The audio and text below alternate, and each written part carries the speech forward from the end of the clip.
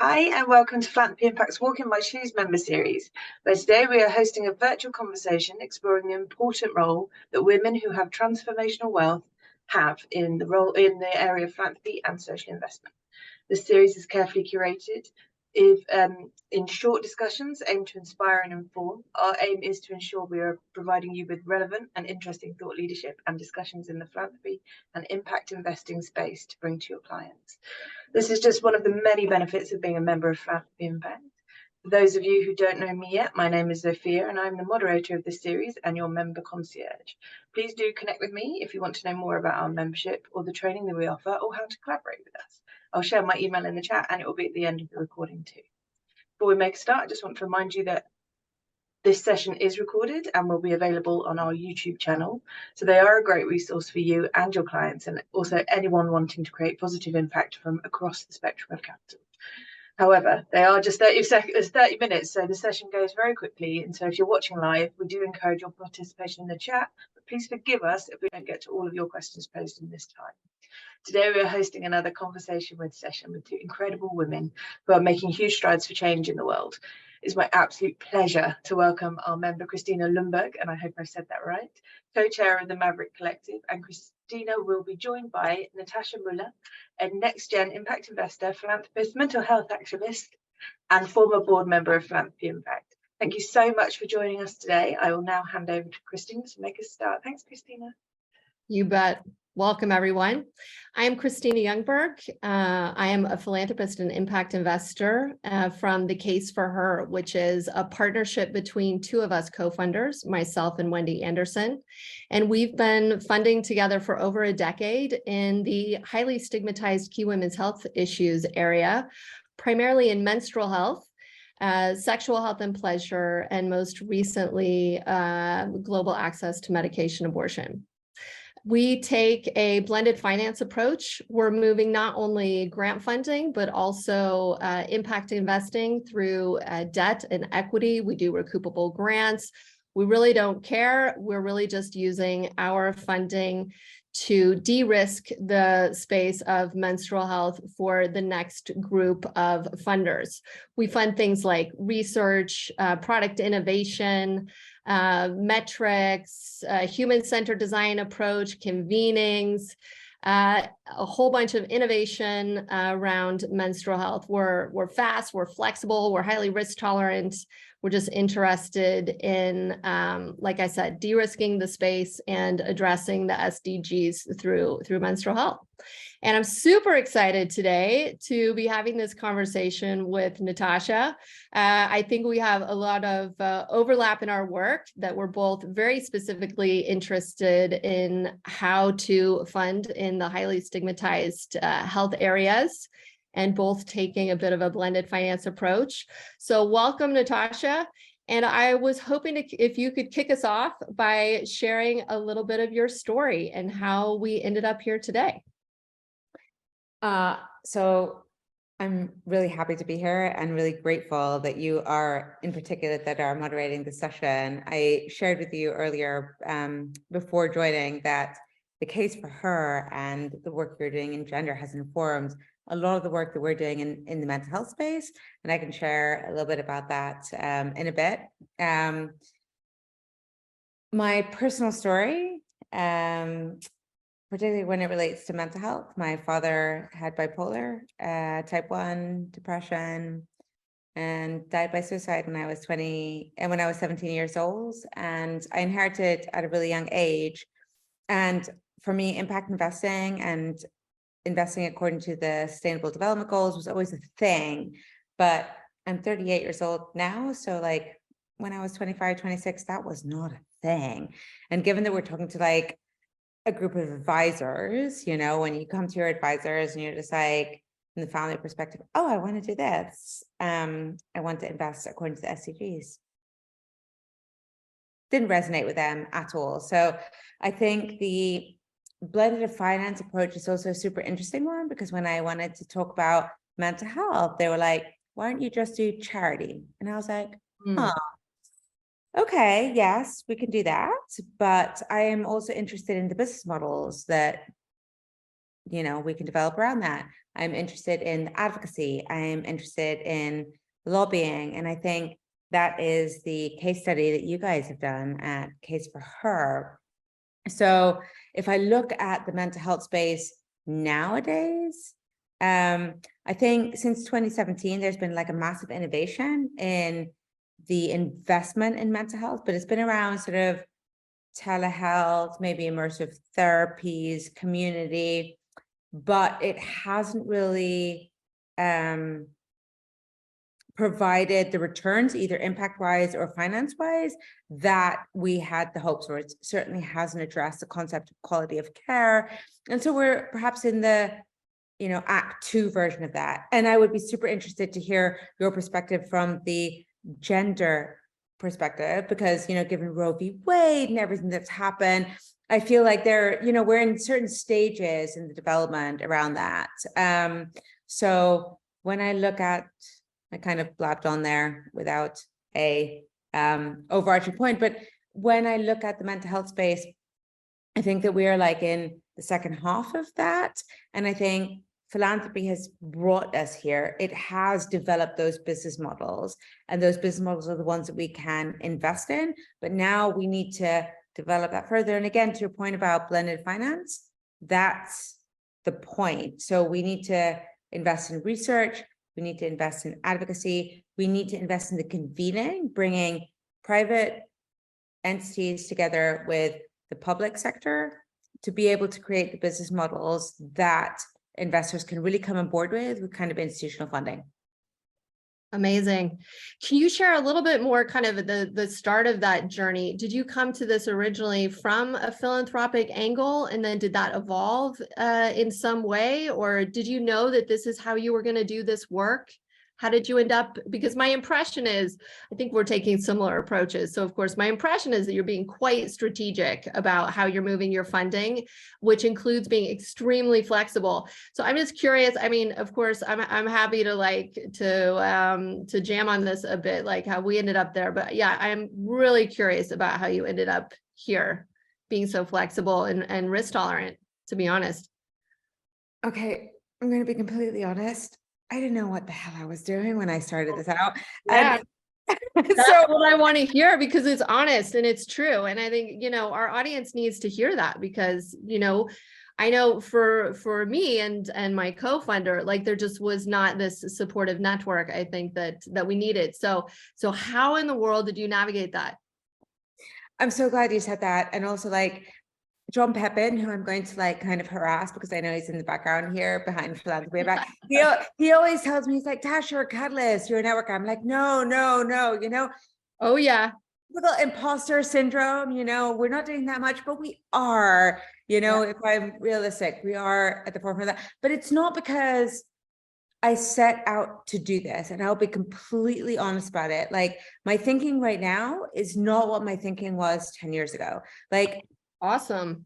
I came into this because, perhaps the same as you, I really wanted to move the dial, really wanted to change the dialogue around a particular cause. Yeah. Like, gender was not something that was discussed about before. And if it was talked about in a very cultural perspective. And the same with mental health. And you can speak much better about the gender angle than I can. But, with mental health, it was not like, I didn't start out with that. Like 10 years ago, I started donating here, giving a few grants here, doing this here. And then as I put my whole impact investing angle together with my philanthropy, together with my advocacy, then the theory of change sort of started coming together. And quite frankly, I'm super grateful and honored to be on this call with you, because as I mentioned to you slightly earlier, your model of the theory of change for the Case for Her was partly what inspired mine. You have all those elements, and I think all those elements have to come together to be able to create an ecosystem that is ripe for investment. And you were at the forefront of that for gender. Well, I mean, to be honest, I mean, we really, my co-founder and I mean, thank goodness that I was able to find this partner in this work. We really came at it with some philanthropy, and I think we were quite shocked when we realized that our voices were actually having more of an impact than our actual financing. And that kind of led to where we are today, where we decided that really this investment portfolio was a learning tool for us to get super smart, to get the issues that we're passionate about on the global agenda. We also found that the stigmatization of these women's health issues were not just an issue at the grassroots level. It wasn't just that women weren't asking for, in this case, support around menstrual health. It was that it was so stigmatized at the funding level that, you know, it wasn't even getting on the agenda. But can you share with us a little bit about sort of your journey in the mental health space and funding? And you sort of hinted on that you're seeing it kind of evolve and change since you've been engaging. Is there something to say there? Do you think that the needle's moving? Do you think that it is different than it was when you got started? So I think that's a really interesting question, and especially in relation to the blended finance perspective. When I first started out with this, it was very much philanthropy, because I was doing the whole grassroots level philanthropy plus the ecosystem building. So I was doing the whole, you know, those two angles. But 10 years ago, we were not talking about mental health. So it was like, absolutely not. So COVID massively accelerated that. And then there was a whole, if I'm honest, neoliberal sort of investment perspective when it comes to that, which was like, and I'm not going to complain, because I'm just like, my motivation is to get more financing into mental health. It is perhaps not the more nuanced impact investing that I would like to see, if I can be that honest.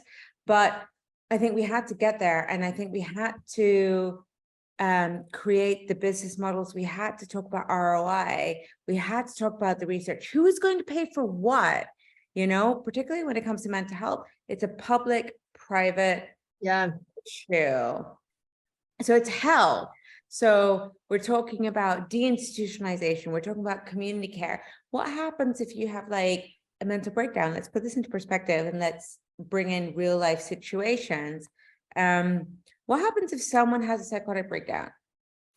You call 911 if you're in America, or you call the NHS. You end up in the formal systems of care that has, so if you're lucky, you then get into the formal system, you then end up having a therapist, you maybe get 6 sessions on the NHS. Who's paying for that?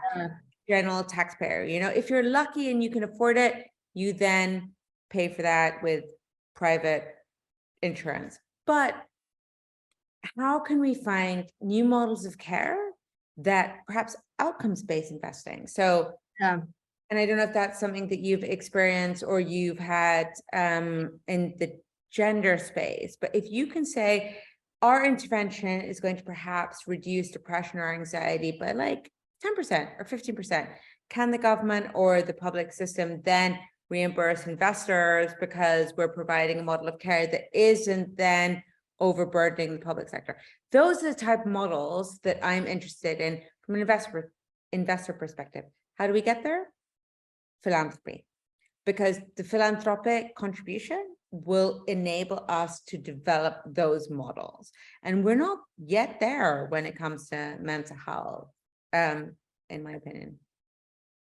Well, so it sounds like you're really not, I mean, you have your hands in a lot of the different aspects across this sort of like system, and you're really having to play this role to connect some of the dots. And one of the things that I'm curious about, I'm just going to move a little bit, is how being so grounded in your values, whether it's led to you changing up your investing outside of this work, whether you've started to, in addition to moving impact investing and philanthropy, you know, I think you and I were talking a little bit about VC funding as we jumped on the call. Do you see yourself also as more of a traditional investor or a venture capitalist in this space too? And what role do you think that could play, if any? So I love that question because I often end up speaking a lot about mental health, and it does not capture the full range of activities that I do. I'm not a VC investor. I will say that because I think VC investing is really particular, and I think if you identify and you have a VC portfolio, then that's a very different type of investing. I do have a portion of my assets invested into VC, but it is an amount that I have outlined and spoken about my advisors, given that we are talking to Philanthropy Impact and the role of advisors in this. And I think that is the role they can help play in outlining sort of the buckets, particularly when it comes to impact and finance. I forgot your question.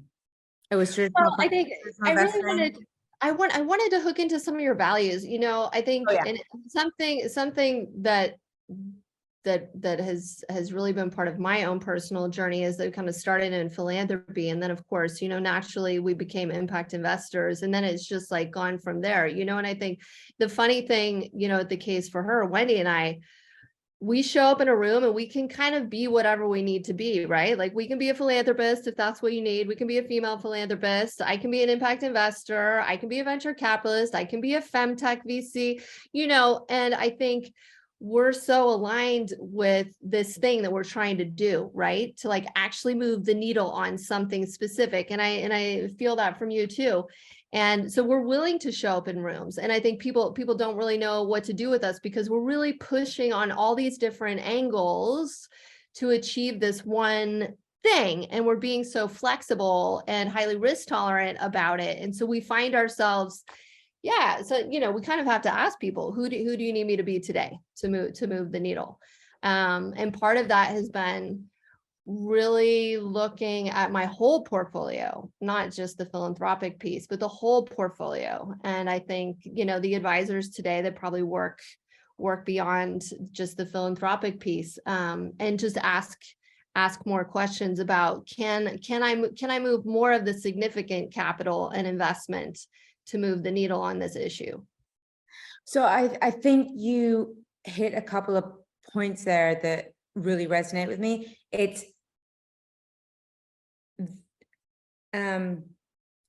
I think it's the systems change or the holistic outlook that really interests me. So when it comes to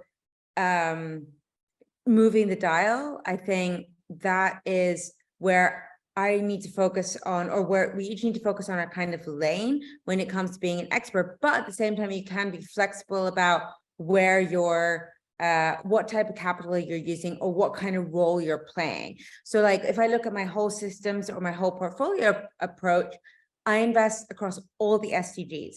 I have a bias, however, toward climate, health, and food with an overlay of gender and racial diversity. And then within that, I have then delineated buckets, because that's the asset allocation sort of finance me as to where I'm going to allocate my more risk capital. Because if I'm honest, I can't put all my capital towards VC. I simply cannot. Yeah, no. Right. So, and if you are effective altruism, do you know that movement as well? So I love Robert Bogart, I love Kelly Likett, I love those kind of advisors, and they take like minimum risk versus maximum impact. That's not how I can run my entire portfolio, but I think there's an element of that says sort of what can you do with that? And some of their perspective is maybe you can just have some investments that aren't like hugely impactful, but they are negatively ESG screened, and then more income generating, and then you grant that money away and you have more impact that way. So I think when it comes to thinking about impact, you have to think a little bit more fluidly and a little bit more to your point about the portfolio perspective. And that's the way I take it. Like when someone says to me, oh, are you more funds or more, you know, company perspective? I'm just like, why are we saying one or the other? Are you more debt, private equity, or mutual fund? You know what I mean? Just like, let's have that broader perspective. Well, I think it's really interesting that you bring up effective altruism, because let's be honest, like if I took that approach, not one thing in my portfolio would have gotten funding, like not one, actually. So thank goodness there are a few of us that are taking a different approach. Yeah, it's also very personal. I was wondering if you possibly might not have kids either, because like if you're doing the effective altruism climate change, which I think is great, like, but you wouldn't have kids, or you wouldn't be able to Right. have income generating activities. So the way I see it is I take their advice, and perhaps some of my philanthropic grant giving is according to the effective altruism. It's not my whole portfolio approach. You know what I mean? Yeah. So I think that's where we're getting at with this. Well, and I think in my opinion, taking a different approach really ends up in my opinion, resulting in our capital being some of the most valuable capital, because it's some of the most difficult to unlock, to be honest. But why don't we shift a bit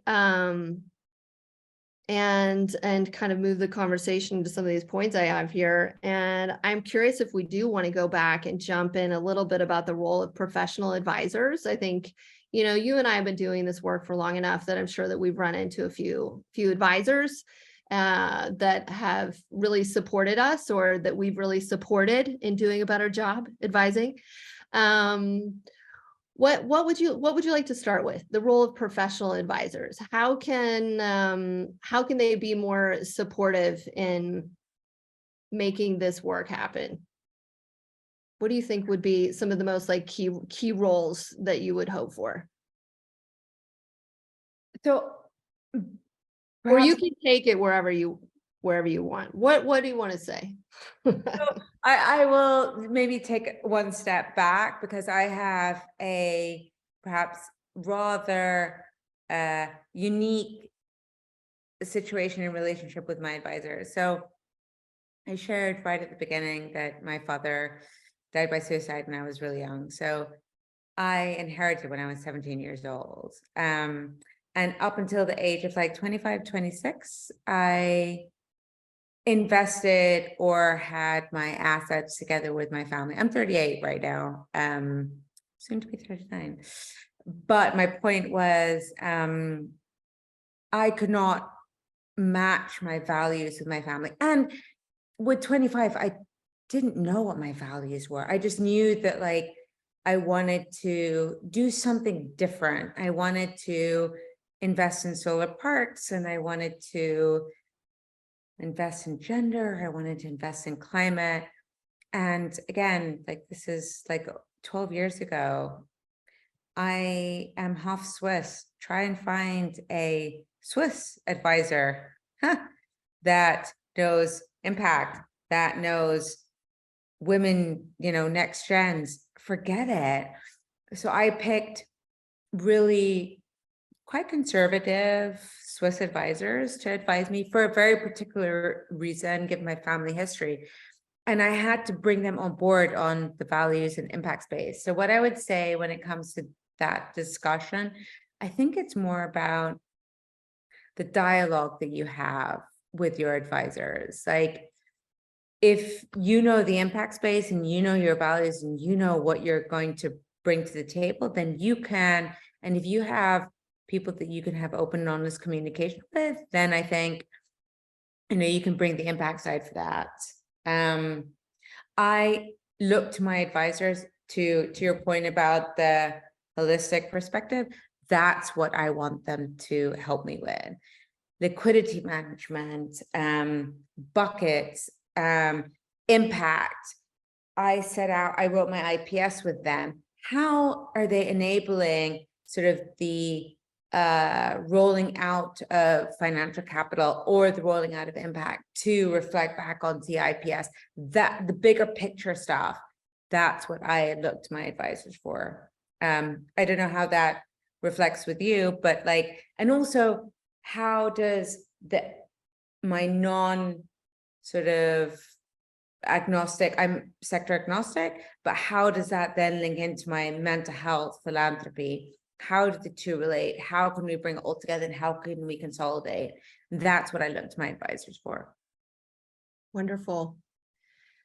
So I think my experience looking for advice, I mean, I found it very difficult to get the support that I needed, certainly at the beginning, and falsely thought that I would find that maybe at my bank.